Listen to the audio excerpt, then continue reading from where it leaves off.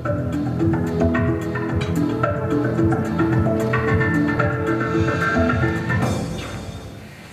popoludnie všetkým vám, vážené dámy, vážení páni.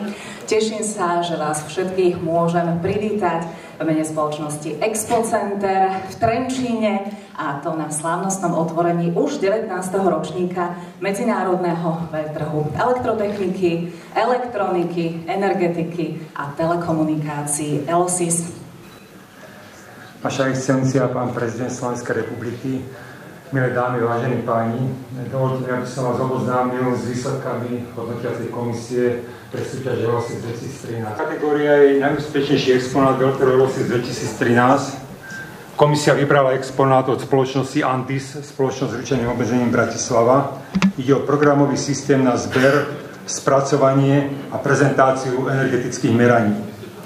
Členovia komisie ocenili, že systém poskytuje svojim užívateľom okamžitý ako aj integrálny prehľad o spotrebe rôznych druhov energií, umožní evidovať a rozdielovať tieto spotreby medzi jednotlivé pracoviská používateľov. V dnešnej dobe, kde sa stále hovorí o šetrení a efektívnom využívaní elektrickej energie, je tento systém, som povedal, veľmi užitočný. Prosíme zástupcu spoločnosti, aby si prišiel prevziať ocenenie.